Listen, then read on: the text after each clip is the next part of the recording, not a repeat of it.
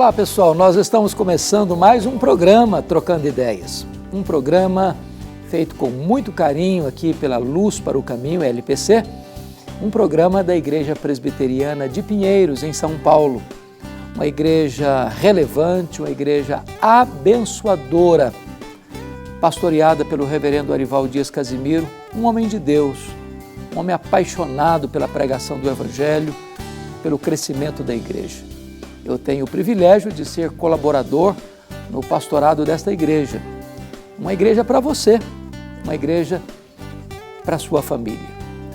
Esse programa, ele tem um propósito bem específico, é trazer respostas à luz da palavra de Deus às perguntas inquietantes que tantas vezes as pessoas têm, mas não têm ou tempo, ou oportunidade, ou alguém que possa lhes dar uma resposta fundamentada na palavra de Deus. Então, hoje nós vamos selecionar aqui 5 perguntas para tratar no programa de hoje. Talvez seja alguma dúvida que você tem e que talvez possa ajudar e esclarecer também o seu coração. Então vamos à primeira pergunta do programa de hoje.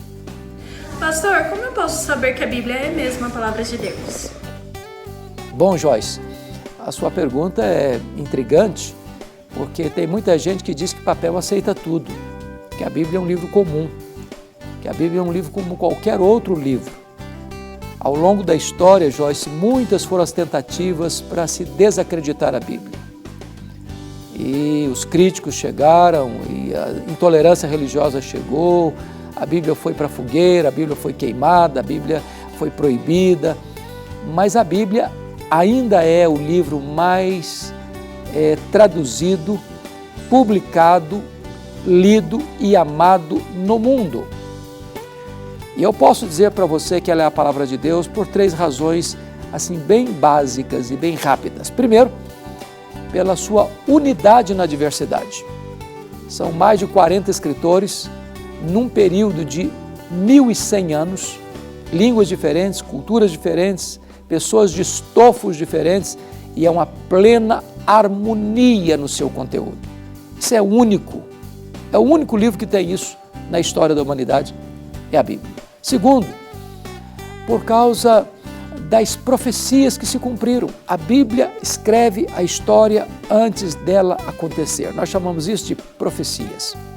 Alguém já fez uma análise sobre isso e disse o seguinte: se as profecias bíblicas que se cumpriram literalmente estão se cumprindo e hão de se cumprir, fosse colocado no campo da coincidência, será a mesma coisa de pegar o estado da Paraíba, por exemplo, e cobri-lo todo de moedas de 1 centavo, vendar os olhos de alguém, marcar uma moeda nesse mar de moedas. A possibilidade desta pessoa vendada encontrar a moeda marcada seria a probabilidade das profecias terem se cumprido apenas no campo da coincidência.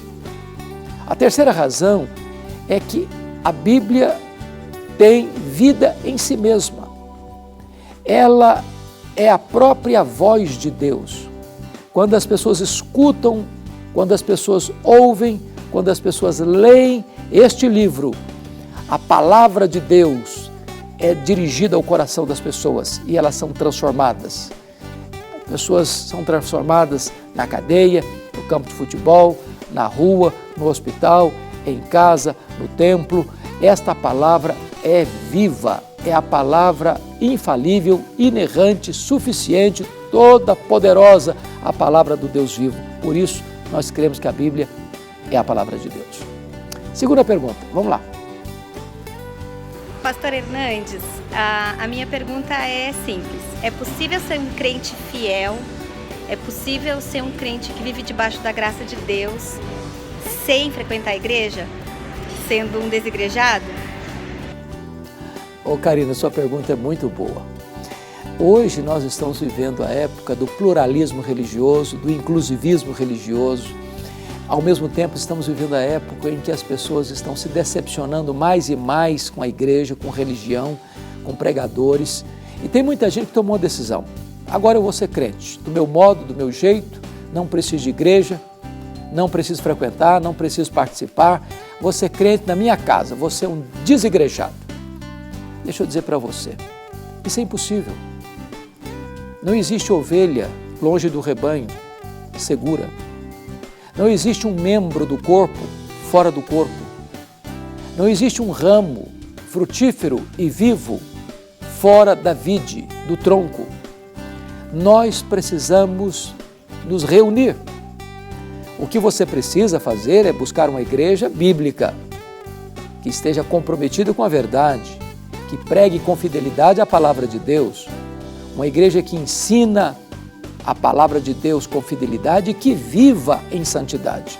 O que você não pode é frequentar uma igreja que não tem compromisso com a palavra, cujos líderes não andam de acordo com a verdade e cuja ética não é seguida à luz do ensinamento das Escrituras. Mas toda pessoa convertida, ela precisa fazer parte da igreja.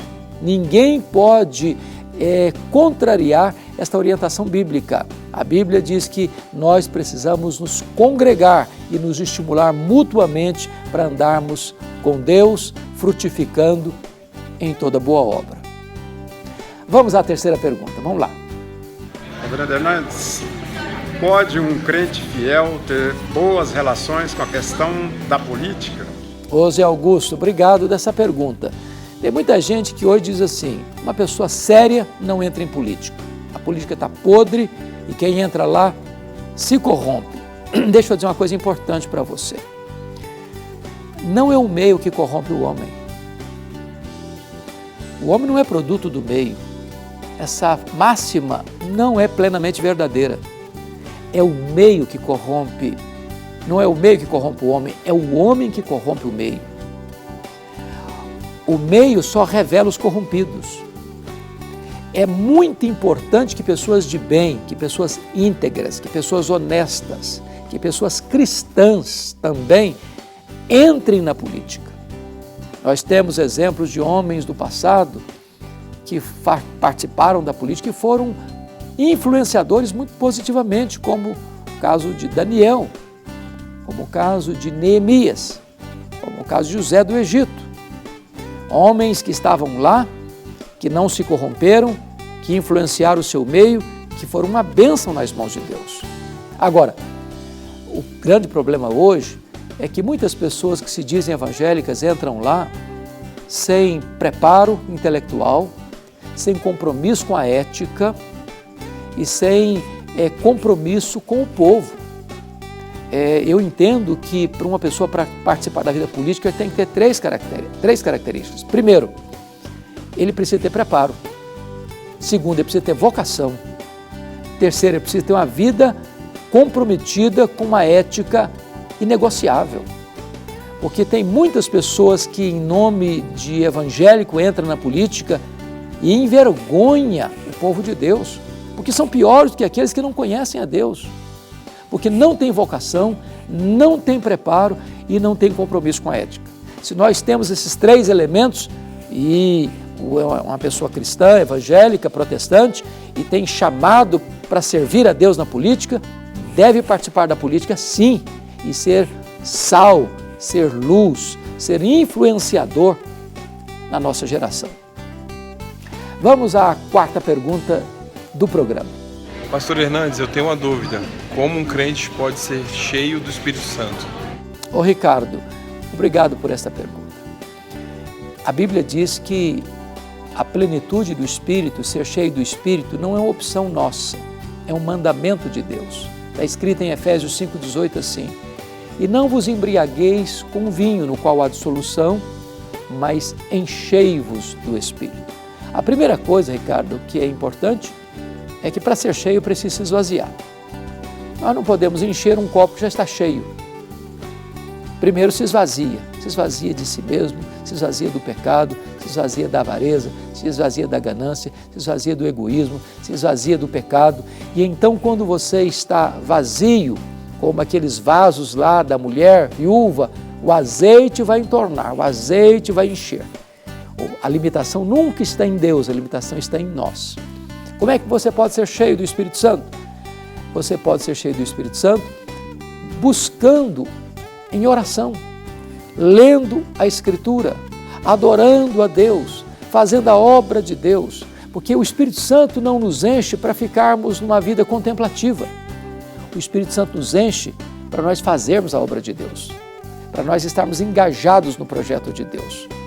A evidência de uma pessoa cheia do Espírito Santo é que ela tem uma comunicação sadia, ela trata as pessoas com dignidade, elas adoram a Deus com alegria, elas têm gratidão e não murmuração no coração, elas são humildes e servem umas às outras, e desta maneira essa pessoa vai demonstrar com a sua vida, com o seu exemplo, com o seu testemunho, que ela está cheia do Espírito Santo de Deus. É muito importante entender isso. Nem todas as pessoas que têm o Espírito Santo, porque todo salvo tem o Espírito Santo, nem todos estão cheios do Espírito Santo. A ordem de Deus é enchei-vos do Espírito. E esta ordem está na língua grega no presente contínuo. Sabe o que significa isso? Você deve ser cheio hoje, você deve ser cheio amanhã, a semana que vem e ao longo da vida. A plenitude do Espírito Santo de ontem não serve para hoje. Todo dia é dia de ser cheio do Espírito Santo de Deus. Vamos então à última pergunta do programa. Eu gostaria de saber por que Deus disse que devemos perdoar 70 vezes 7? Oi, Débora, obrigado por esta pergunta. Esta pergunta vem dentro de um contexto em que Pedro perguntou assim para Jesus: Senhor, até quantas vezes devemos perdoar aqueles que nos ofendem? E Pedro perguntou assim: até 7 vezes? E Jesus respondeu assim para Pedro: Pedro, não só até 7, mas até 70 vezes 7. É claro que Jesus não estava falando apenas de 490 vezes. Esta é uma linguagem simbólica, metafórica de Jesus para dizer que o perdão, Débora, precisa ser ilimitado. Da mesma maneira que Deus nos perdoa e nos perdoa e nos perdoa e nos perdoa sempre que há em nós arrependimento e confissão, da mesma maneira nós devemos perdoar uns aos outros. Nós que fomos perdoados, não podemos sonegar perdão. Da mesma maneira que fomos perdoados, assim nós também devemos perdoar. Pois bem, nós estamos chegando ao final de mais um programa Trocando Ideias e eu quero reiterar aqui o meu convite a você para fazer uma visita à Igreja Presbiteriana de Pinheiros. Fica lá na Avenida das Nações Unidas, 6.151, do lado da Ponte Cidade Universitária. A nossa igreja é uma igreja comprometida com a Palavra de Deus, uma igreja viva, dinâmica, acolhedora, que vai cuidar de você e da sua família. Temos trabalhos belíssimos com as crianças, com adolescentes, com jovens, com casais, com terceira idade. É uma igreja abençoadora, uma referência na cidade de São Paulo. Então venha participar com a gente, venha fazer parte desta família de Deus. Nós queremos acolher você, receber sua família e caminhar com você nessa belíssima caminhada da vida cristã. Nós temos cultos todos os domingos, 8h30 da manhã, 11 da manhã, 4h30 da tarde e 7 da noite. 2 escolas bíblicas dominicais, 9h40 da manhã e também 17h40 da tarde. E temos ainda Conexão com Deus, toda segunda às 20 horas e Mulher Esperança, toda terça, 2h30 da tarde. Você que está aí nos assistindo é o nosso convidado. Deus abençoe você, Deus abençoe sua família e até o nosso próximo programa, se Deus quiser.